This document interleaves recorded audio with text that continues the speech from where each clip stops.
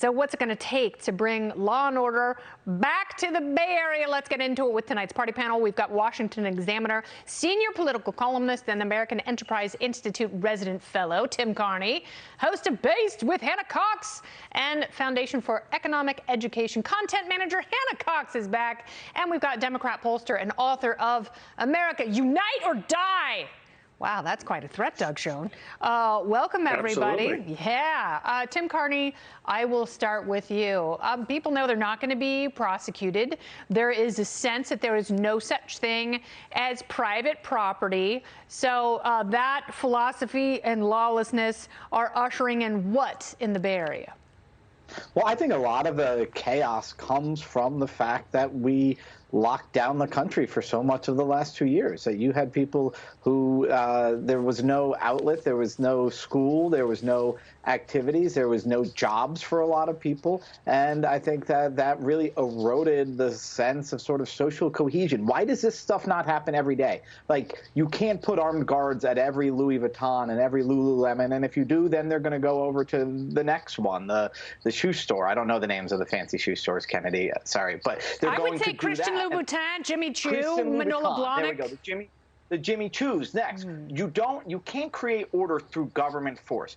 Order happens through building up of social connections, social networks, an idea that you're not going to get away with it, that you would be ashamed to commit crime. All of that fades away when civil society fades away. So that's been collapsing for a long time. COVID, the lockdown, made it get a lot worse.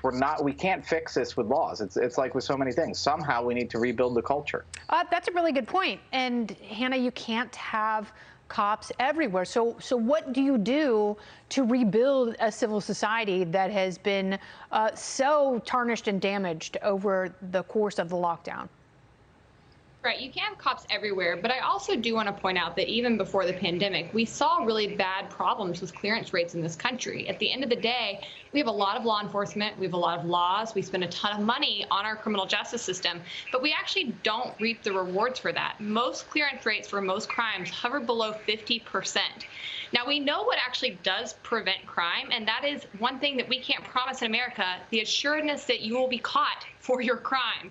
When we have law enforcement chasing nonviolent offenders around, spending more time on the war on drugs than they do on violent crime, this is ultimately what happens. And then you have something like the pandemic come along, and it amplifies the problems that were already there. I agree with Tim, this is a societal problem, but we also know crime stems from poverty and educational issues and often trauma. San Francisco has had more than their fair share of that. It's been broken by the left policies for some time. You come along, you add in lockdowns, it makes all of those things worse.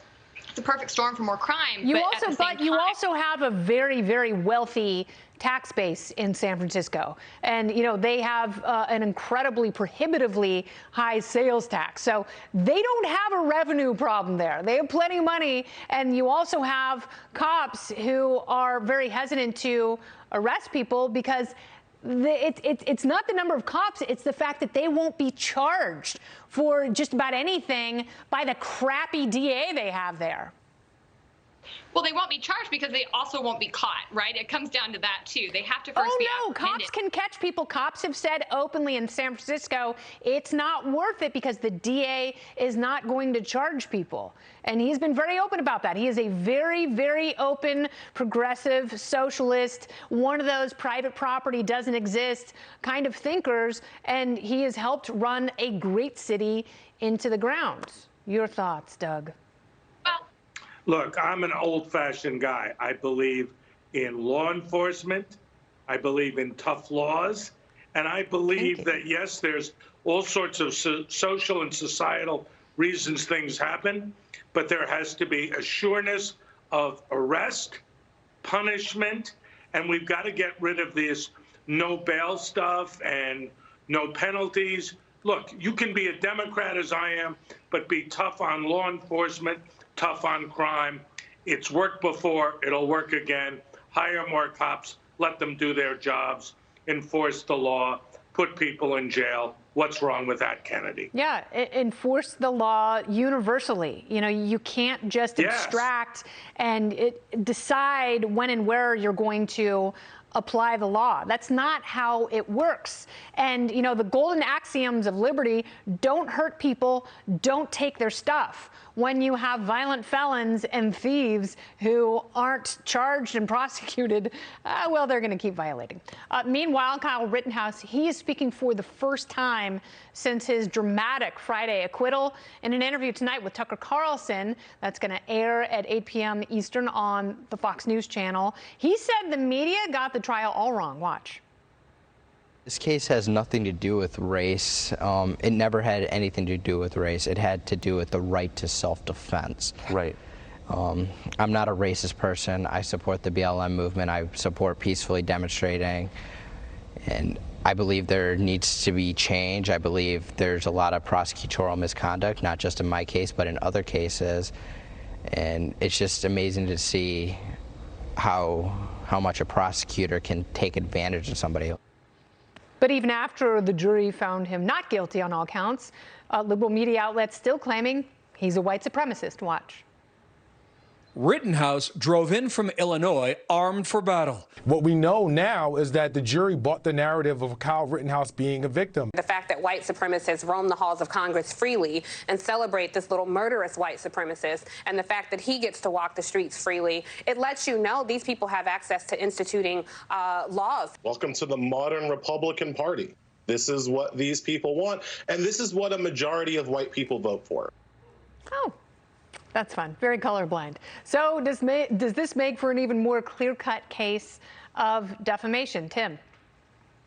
The problem is that white supremacists, as you see, has been stretched to total meaninglessness, and that will be their defense in court. Is say, look, we went ahead and called Scott Walker a white supremacist, so that's our opinion. So we're not defaming anybody. It's a useless term that they throw around. So that can be their defense in court. But really, I mean, when we saw how bad the prosecutor was, you thought, okay, the consequence of his being bad is that he's going to lose this case and probably lose every case he prosecutes. When the media is this bad, when they lie so much so as to mislead everybody so that they think that Rittenhouse's victims were black, that Rittenhouse carried a gun across state lines, that Rittenhouse was a white supremacist, all these things that are either disproven or have no basis, there's no consequence for them. There's no accountability. All those people spreading these lies will keep on doing it, and nobody will hold them accountable. I get pretty angry about that one. So, Hannah, how do you prove that you're not racist? It seems like that is getting harder and harder to do. I think it's nearly impossible to do because people aren't even paying attention to the facts in this case. You know, I was somebody who sat back and waited for the trial to happen to see what came out, and I was so shocked to find out many of the details in this case were nothing like what had been presented in the media. But the problem is that people are only listening to media that confirms their cognitive biases. And so I listen to people on the left even after this case is ended, still convinced that the original facts that were presented is true. We saw this kid didn't cross state lines with a gun. He didn't break gun laws. He didn't go looking for trouble. He's not a white supremacist. There's nothing to back up any of this. It was a pretty clear-cut case of self-defense. And yet, when his verdict was announced, you saw America, spelled America with a KKK, trending on Twitter. That's outrageous. Nothing is grounded in fact anymore, and it's a really big problem because I think if we actually all sat down and discussed things, we would recognize very quickly the government is actually our common enemy that we need to band together to rise up against. But they keep us so divided that people never get to have those conversations and really come to recognize that. So what is his comeuppance, Doug, for people who tarnished his reputation? Should he sue, or should he try and move on with his life as a newly minted college student? Let's move on, for goodness sake. We can't literally and metaphorically litigate and relitigate this case in the courts.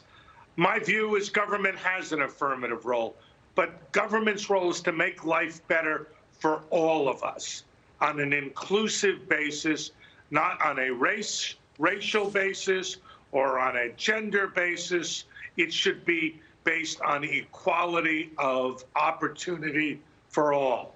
We don't need defamation lawsuits. We need progress. We need unity. We need better outcomes. All right. So, Tim, what is the line between protected speech and defamation? Because it is very important to protect speech, even that we disagree with. But when someone undergoes actual reputational harm, where is the line? Well, so the just the name calling is opinion, right? White supremacist. The harm there is that now they've reduced white supremacists to mean absolutely nothing. So anybody who listens to them knows, oh, if this guy gets called a white supremacist, that doesn't mean anything. So now we don't have anything to call white supremacists, right? So that's sort of the moral harm. As far as the lawsuit, if there's gross negligence or intentional lying, and so some of these places that claim that he broke a law that said that he transported a gun across state lines, who called him a murderer while the trial was going on, that's where they were stating a fact that was false, and either they knew was false or should have known was false. That's where they could conceivably be legally liable. All right, so Hannah, very quickly, does this change how people protest and riot in this country, knowing that someone could be protected by self-defense laws? I think it very well could. I think at the end of the day, when you know people aren't sitting ducks, you know they can exercise their Second Amendment, we always see a decrease in violence. We always see people be better protected and actually have their bodily autonomy upheld. So I think it's always a great thing when people start exercising those rights.